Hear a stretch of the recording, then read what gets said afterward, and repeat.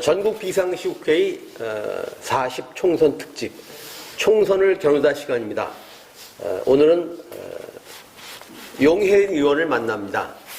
안녕하십니까? 네, 안녕하세요. 새진보연합 용혜인입니다. 네, 그렇죠.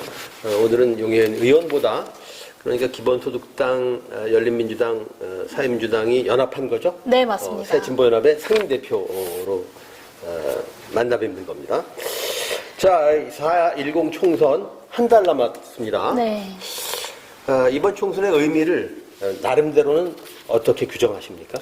제가 생각했을 때 이번 총선은 진보적 정권 교체에 교두보를 넣는 선거여야 한다라고 좀 보고 있습니다. 제가 작년 11월에 큰 승리를 위한 큰 연합 정치를 제안드리고 여기까지 온 것도 다 진보적 정권 교체에 교두보를 놓는 것이 가장 중요한 목표였습니다. 사실 기본소득당만의 선거를 치르는 방법도 좀 고민을 했었지만 민주진보 진영이 크게 연합해서 총선에서 다 함께 크게 승리하고 그 힘으로 개혁 정치를 해나가는 것뿐만 아니라 진보적 정권 교체까지 나갈 수 있는 선거로 만들어야 된다라는 당 차원의 공감대가 좀 있었습니다.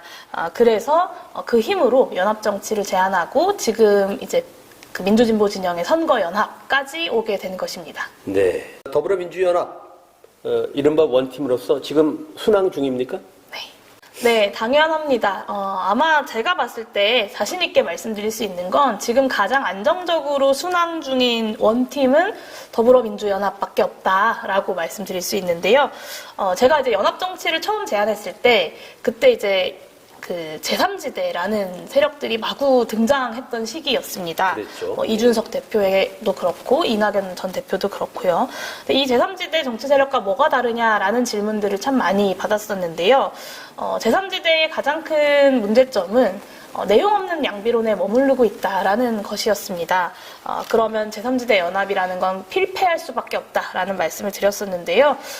실제로 그 이준석, 이낙연 두 대표의 열흘간의 허니문을 지켜보신 국민들도 비슷한 문제의식을 갖고 계신 거라고 생각합니다.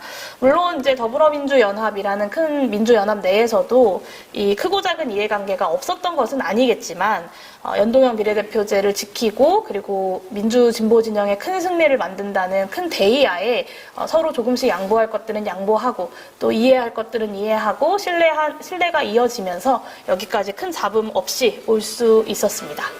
그런데 말이죠.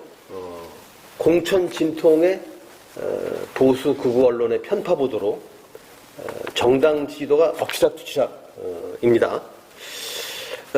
이번 총선 결과를 어떻게 전망하십니까? 네, 저는 민주진보 진영의 큰 승리 분명히 가능하다라고 생각하고 그 큰 승리를 목표로 선거 때까지 이제 남은 한 달을 열심히 뛰어야겠다라는 각오를 좀 다지고 있는데요.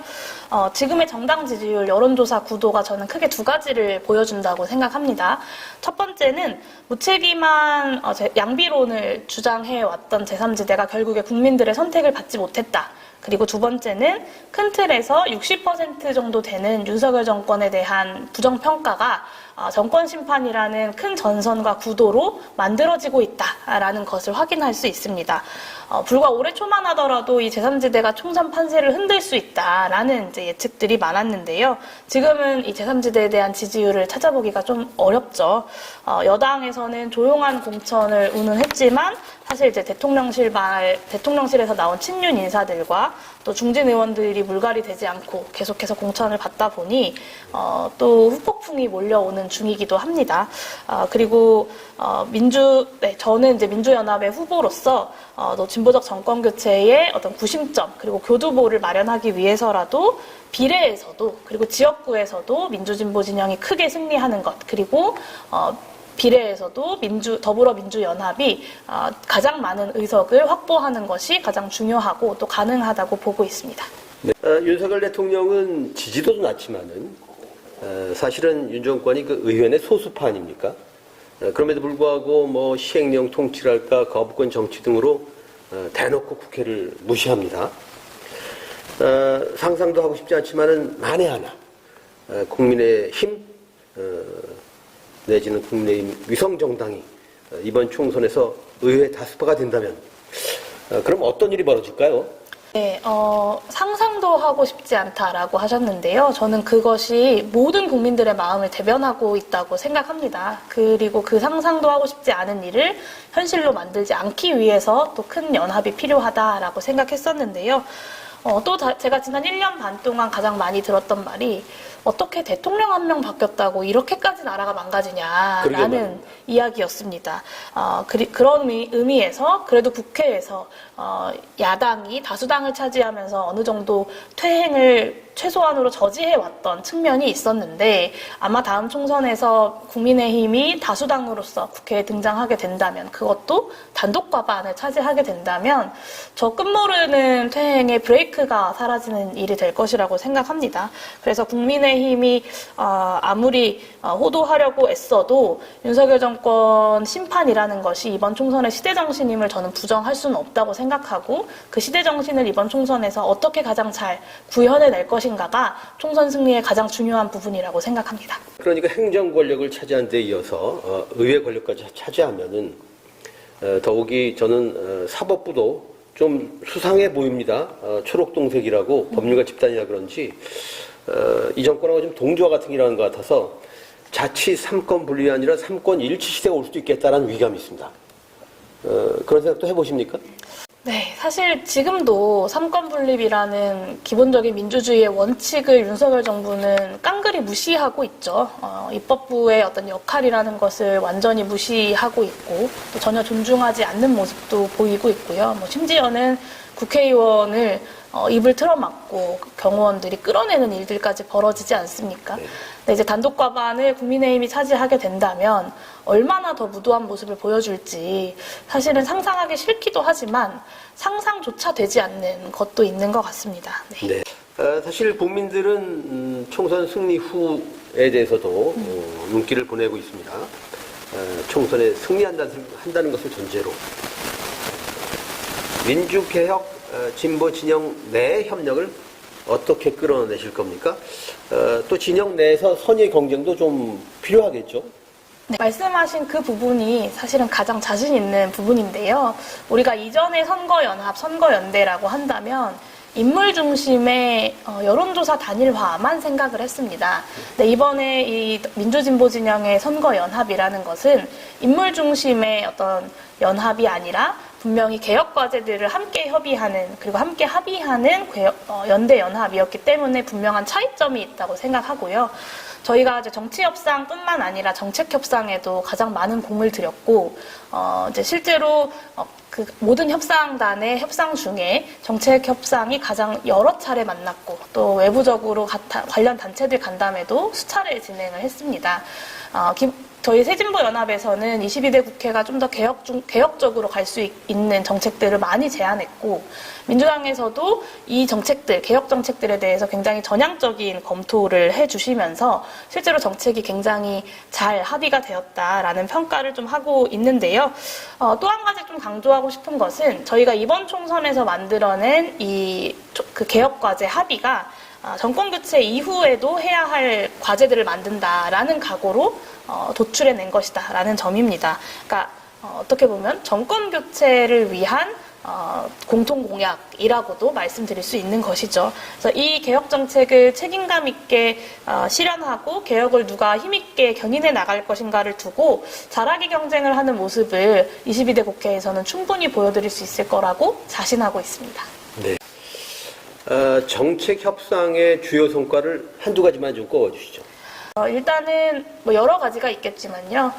이번 연동형 비례대표제를 지키기 위한 여러 가지 노력들이 있었고, 또 지난 2월 5일에 이재명 대표가 광주 민주화 국립묘지에서 연동형을 지키는 결단을 했습니다. 그리고 이제 미완으로 남겨져 있는 정치개혁을 완수해내기 위한 여러 가지 정책들이 합의가 되었고요.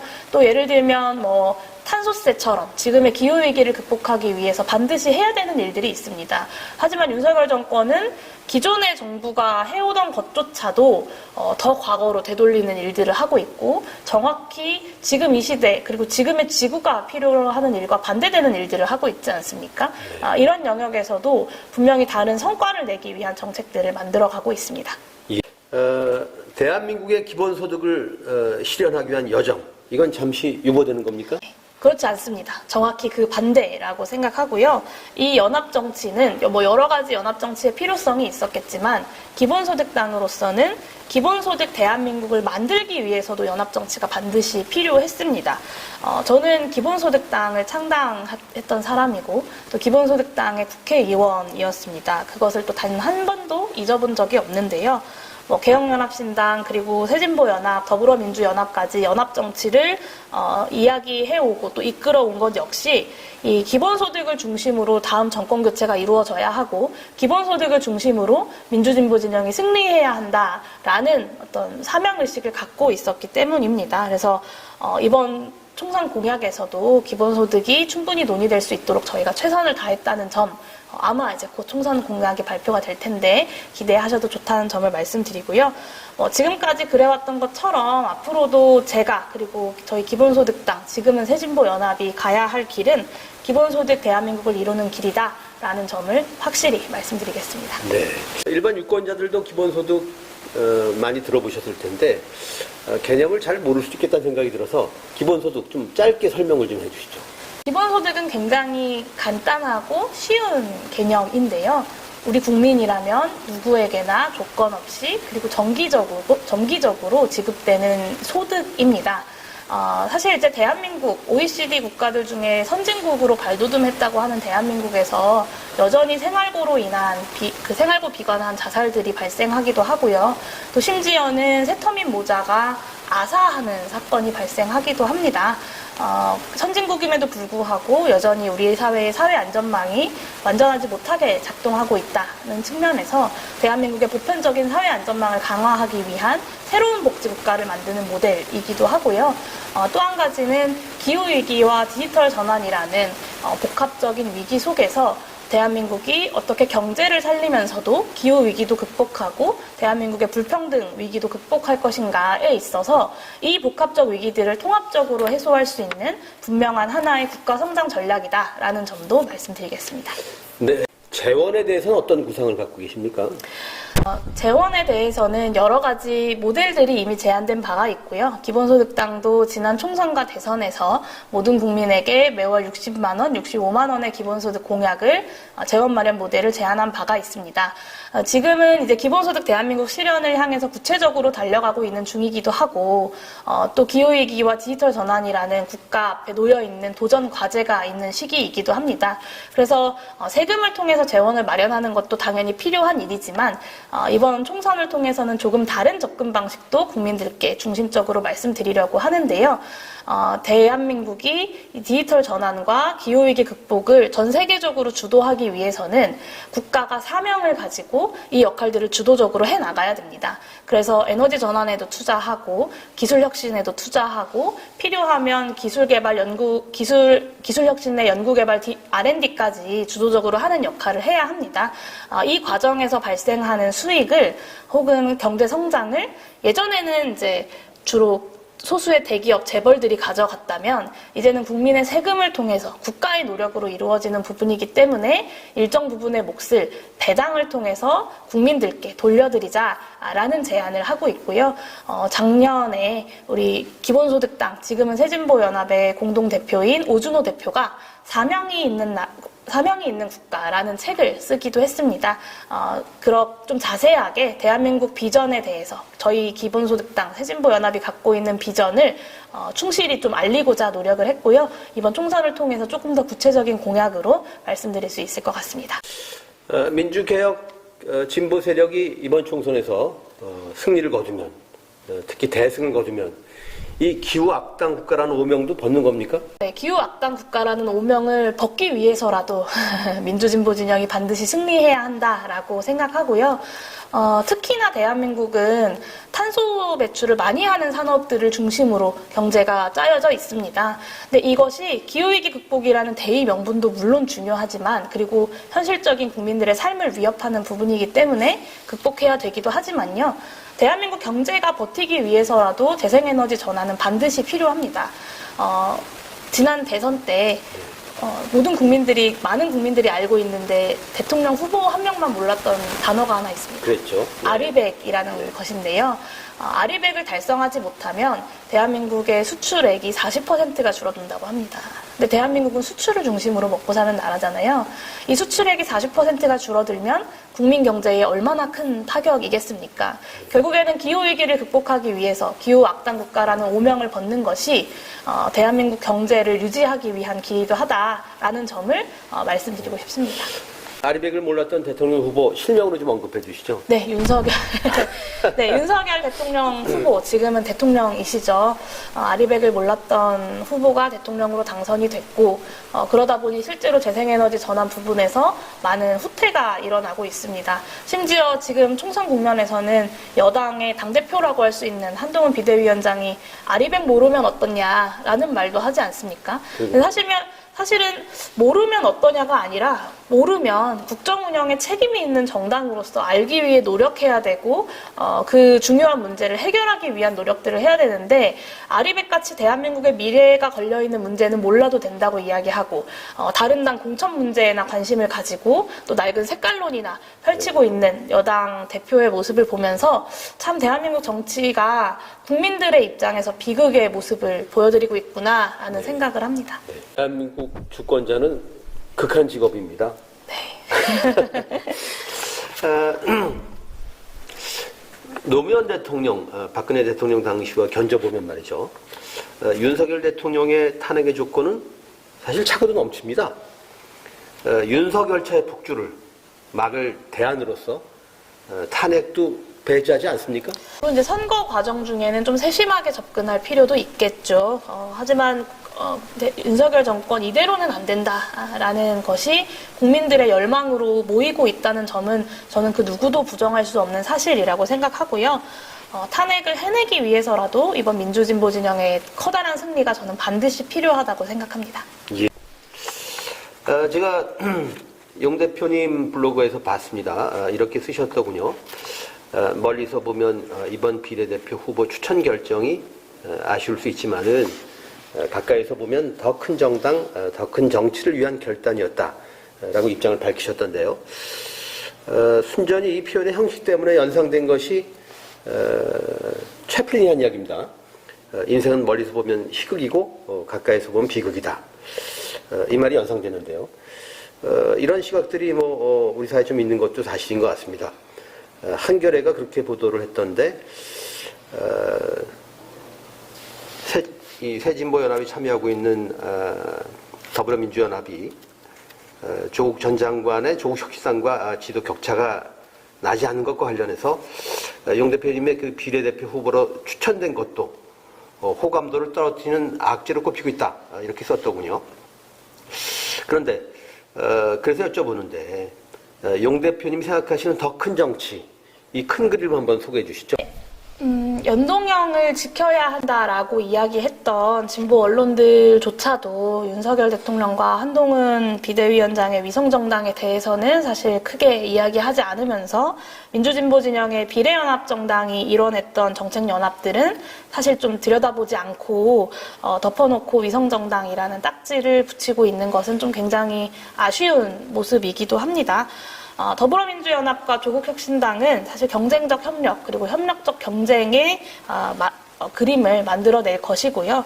국민들이 바래왔던 잘하기 경쟁을 할 수 있는 좋은 협력적 경쟁, 경쟁적 협력의 파트너가 될 것이라고 생각합니다. 그리고 또 저는 민주진보 진영의 큰 연합인 더불어민주연합이 충분히 더 우위를 가지고 있다고도 생각하고요. 하지만 그보다 더 중요한 건 민주대연합을 지켜내고 민주진보 진영의 큰 승리를 만들어내는 것이라고 생각하고요. 그것으로 비춰봤을 때 저의 비례대표 출마가 연합의 정신과 취지를 지켜내기 위해서라는 점을 말씀드리고 있는 것입니다.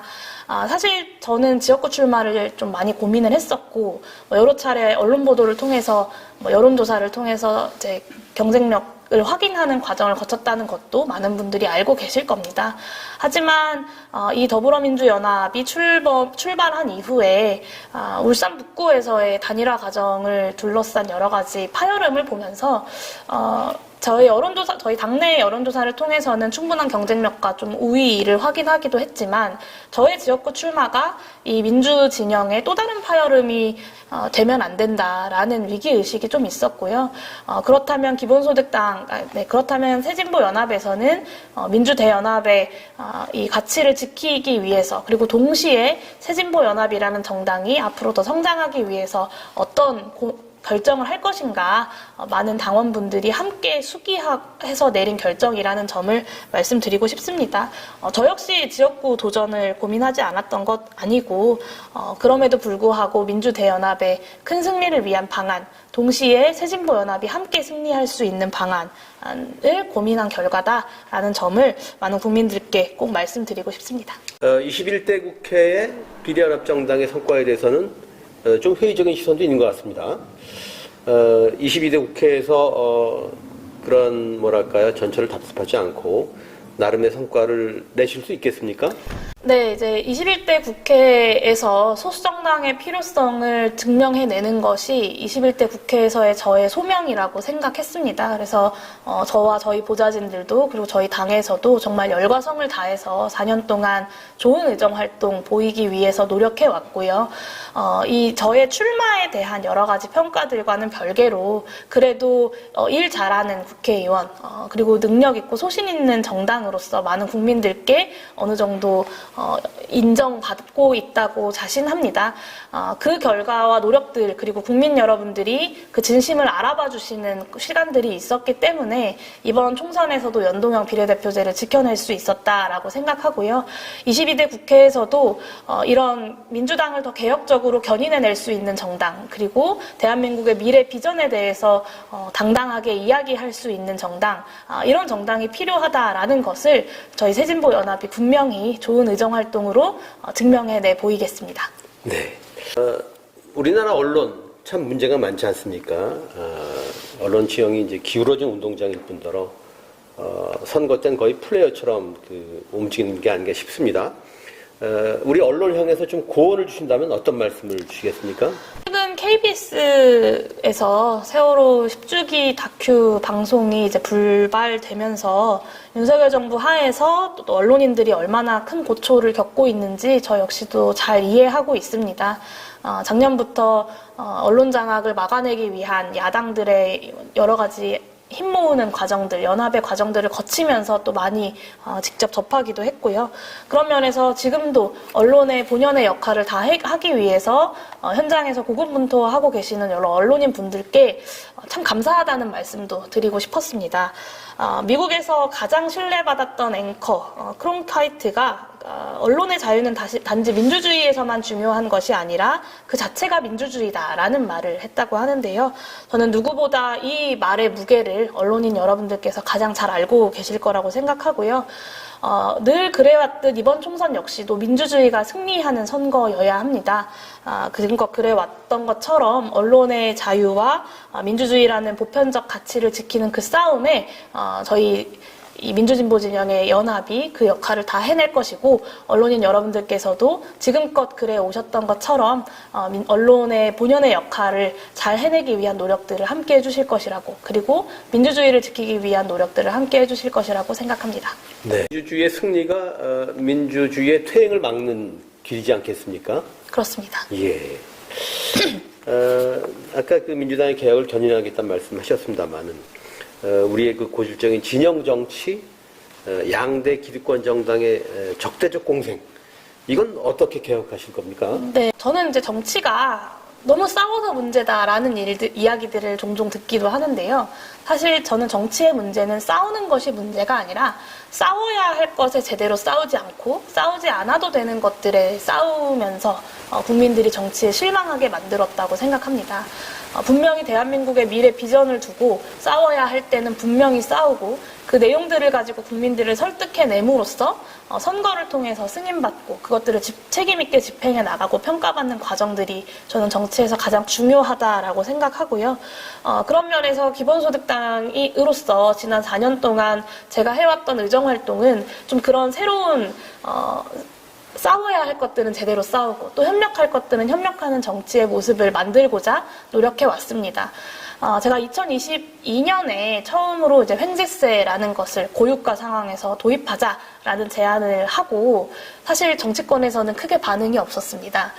그럼에도 불구하고 국민들의 생활에 체감되는 대안으로서 횡재세라는 것이 많이 확산되었고 작년에는 이제 제1당인 더불어민주당이 당론 수준으로 은행 횡재세를 추진하는 상황까지 왔었거든요. 결국에는 윤석열 정부의 반대로 현실화되지는 못했지만 작은 소수 정당이 얼마나 개혁적인 과제들을 중심으로 민주당을 견인해내고 실제로 정치의 영역에서 성과를 낼 수 있느냐 그 가능성을 저는 어느 정도 확인했다고 생각합니다. 22대 국회에서도 싸우지 말아야 할 것들에만 싸우는 것이 아니라 분명히 싸워야 할 것들에 대해서 가장 잘 싸우면서도 전체 민주진영을 견인해낼 수 있는 그런 정치를 하고 싶습니다. 네. 22대 두원하시면 차별금지법은 제정하는 겁니까? 네, 편집법, 평등법 우리 국민들이 굉장히 오랜 시간 동안 염원해 왔던 정책이기도 하고요. 초반에 여러 가지 논란들이 있었지만 많은 국민들의 수기와 사회적 토론의 과정을 거치면서 어느 정도 사회적 공감대도 이제는 충분히 많이 진전이 되었다고 생각합니다. 22대 국회에서 평등법 역시 당연히 우리 국민들 앞에 민주개혁 진영이 반드시 해내야 하는 과제들 중에 하나라고 생각합니다. 진보연합의 용혜인 상임대표 만나봤습니다. 고맙습니다. 감사합니다.